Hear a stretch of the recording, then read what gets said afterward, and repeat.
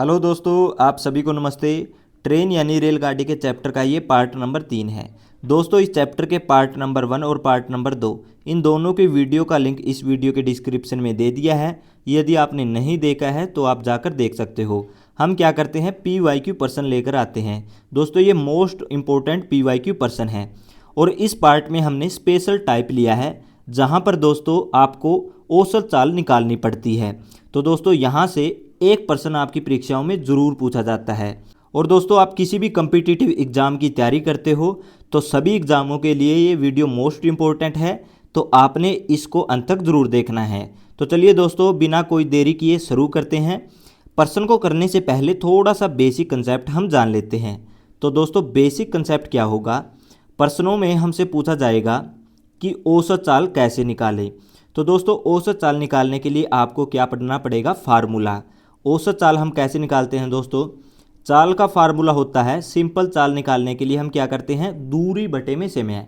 लेकिन औसत चाल निकालने के लिए आपको क्या करना है, कुल दूरी बटे में कुल समय। दोस्तों, मैं आपको एग्जाम्पल से समझाऊंगा तो ध्यान से आपने समझना है।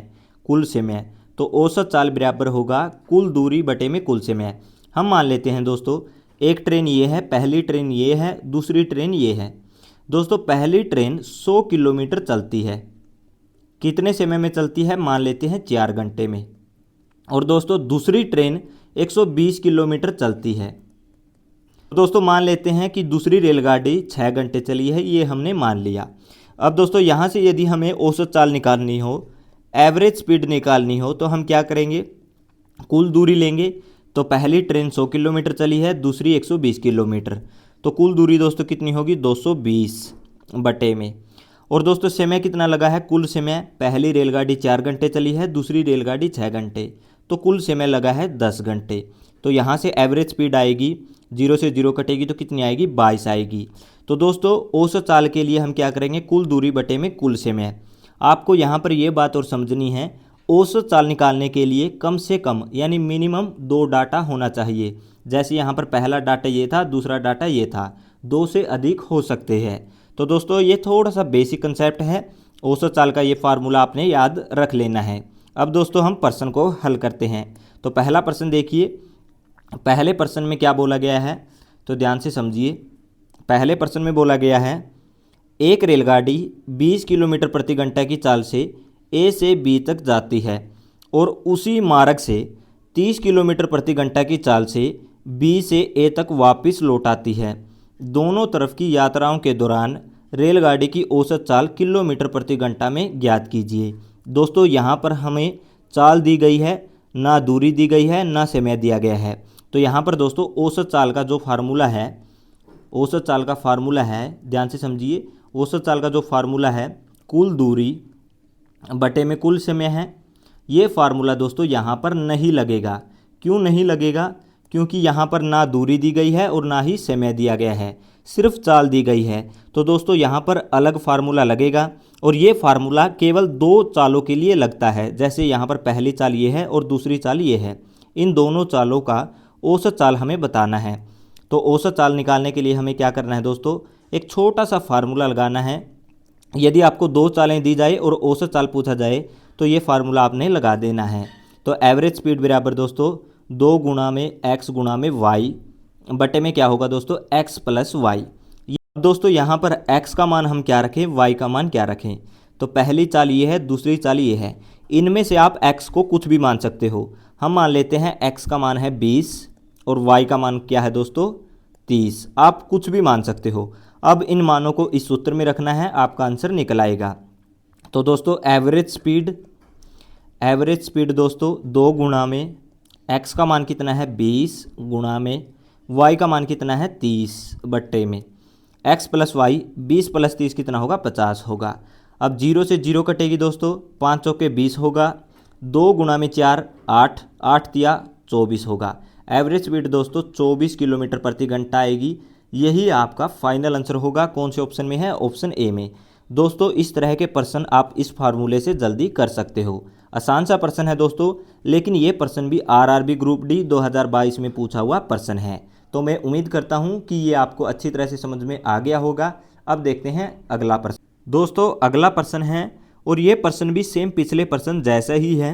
ध्यान से देखिए, एक रेलगाड़ी 240 किलोमीटर प्रति घंटा की स्थिर गति से 1 किलोमीटर चलती है और अगला 1 किलोमीटर 80 किलोमीटर प्रति घंटा की गति से चलती है, तो रेलगाड़ी की औसत गति ज्ञात कीजिए।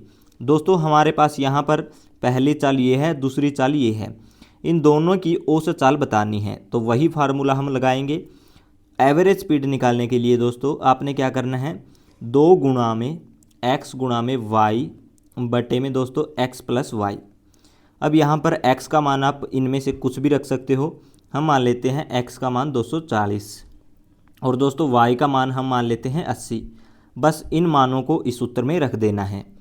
तो 2 गुणा में x का मान 240 है, गुणा में y का मान 80 है, बटे में दोस्तों x प्लस वाई। 240 प्लस 80 करेंगे कितना होगा, 320 होगा।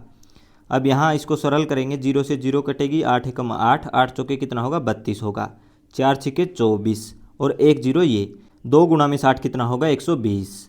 तो दोस्तों औसत चाल कितनी होगी, एवरेज स्पीड कितनी होगी, एवरेज स्पीड होगी दोस्तों 120 किलोमीटर प्रति घंटा। यही इस क्वेश्चन का क्या है, फाइनल आंसर है। ऑप्शन सी इसका क्या होगा, राइट होगा। और दोस्तों ये प्रश्न आरआरबी एनटीपीसी में पूछा हुआ प्रश्न है। दोस्तों अगला प्रश्न है और इस प्रश्न में ये फार्मूला लगेगा, औसत चाल बराबर कुल दूरी बटे में कुल समय। क्यों लगेगा दोस्तों, क्योंकि चाल भी है और समय भी है और हमें निकालना क्या है, यहाँ पर औसत चाल निकालनी है। तो प्रश्न देखिए, एक रेलगाड़ी इस चाल से 6 घंटे में तथा इस चाल से 4 घंटे में अपनी यात्रा को पूरी करती है। इन 10 घंटों के दौरान रेलगाड़ी की औसत चाल ज्ञात कीजिए। तो दोस्तों औसत चाल के लिए कुल दूरी का पता होना चाहिए, कुल समय का पता होना चाहिए। तो कुल समय हमारे पास 10 घंटा है, लेकिन कुल दूरी का हमें नहीं पता है, तो हम निकाल लेंगे। यहाँ पर हमारे पास चाल भी है और समय भी है। तो दूरी निकालने का फार्मूला क्या होता है, स्पीड गुणा में टाइम, दूरी बराबर चाल गुणा में समय। अब दोस्तों 30 किलोमीटर प्रति घंटा की चाल से 6 घंटे चलता है, तो दूरी कितनी तय की, 30 गुणा में 6 करेंगे। तो दोस्तों दूरी कितनी तय की, 30 गुणा में 6 करेंगे तो कितना आएगा, 180 आएगा। यानी पहले उसने 180 किलोमीटर चली है, दूरी कितनी चली है, 180 किलोमीटर। बाद में वह दोस्तों इस चाल से 4 घंटे चलता है, इसको आप D1 मान लीजिए। अब दोस्तों वह दूरी कितनी तय करेगा, यानी D2 कितना लेगा, इस चाल से चलता है कितने समय, 4 घंटे। तो 45 गुणा में 4 करेंगे, क्योंकि दोस्तों चाल गुणा में समय करते हैं तो हमारे पास दूरी आती है। 45 गुणा में 4 करेंगे कितना आएगा, 180 आएगा। तो यहाँ से भी दूरी 180 किलोमीटर चली है। तो टोटल दूरी दोस्तों उसने कितनी चली है, 180 प्लस 180 कितना होगा, 360 होगा। तो एवरेज स्पीड निकालेंगे, एवरेज स्पीड निकालेंगे तो कुल दूरी चली है 360 किलोमीटर बटे में कुल समय कितना लिया है, पहले वह 6 घंटे चला है, बाद में वह 4 घंटे चला है। या फिर दोस्तों आप यहाँ पर भी देख सकते हो कि वह टोटल 10 घंटे चला है, तो टोटल समय 10 घंटे है।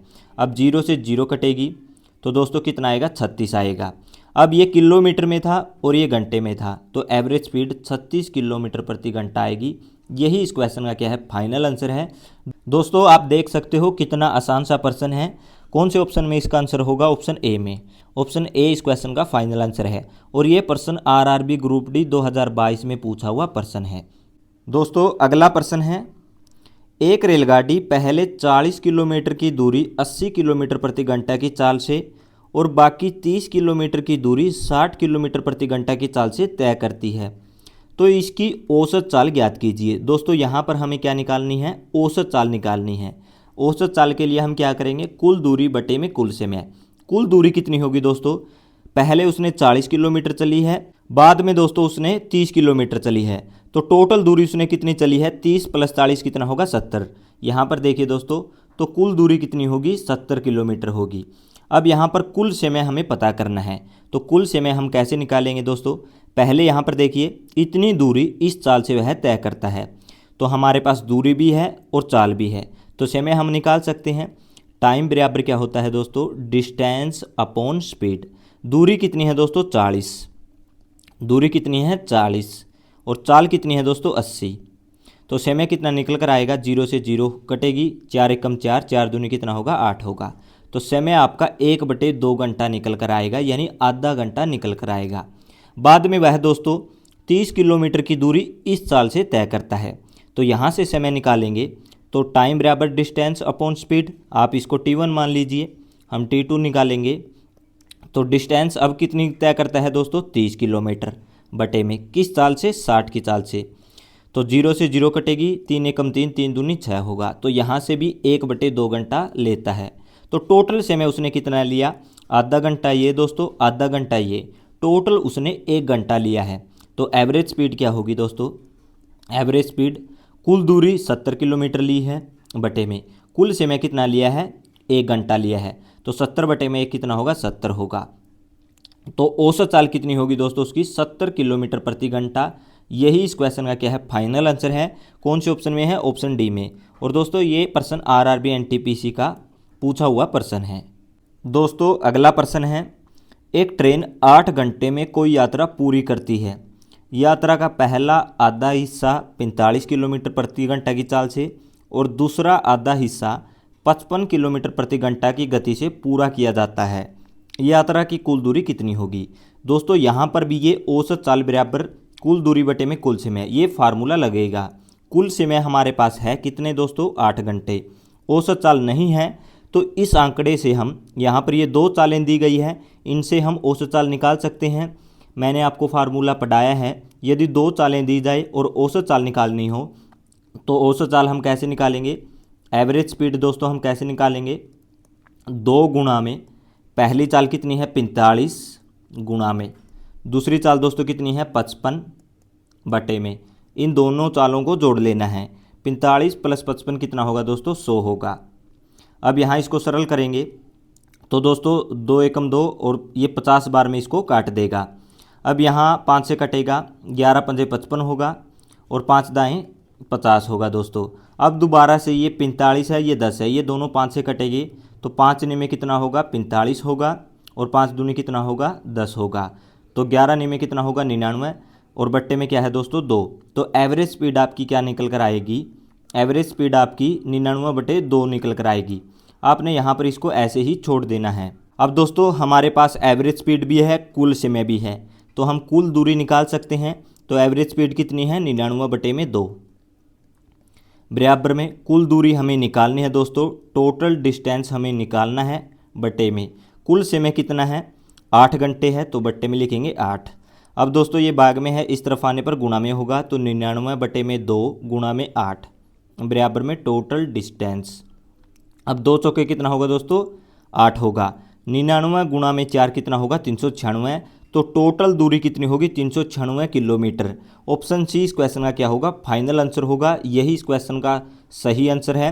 दोस्तों औसत चाल हमने यहाँ पर निकाली है, समय हमारे पास था, तो कुल दूरी निकालने के लिए फार्मूला हम लगा देंगे। और दोस्तों ये प्रश्न भी आरआरबी ग्रुप डी 2018 में पूछा हुआ प्रश्न है। अब देखते हैं अगला प्रश्न। दोस्तों अगला प्रश्न है और इस तरह का प्रश्न इस वीडियो में हम कर चुके हैं, तो ये प्रश्न आपके लिए होमवर्क है। इसका आंसर दोस्तों आपने कमेंट बॉक्स में देना है। और यदि ये वीडियो पसंद आई है तो इस वीडियो को आपने अपने दोस्तों में शेयर करना है। तो दोस्तों मिलते हैं अगली वीडियो में।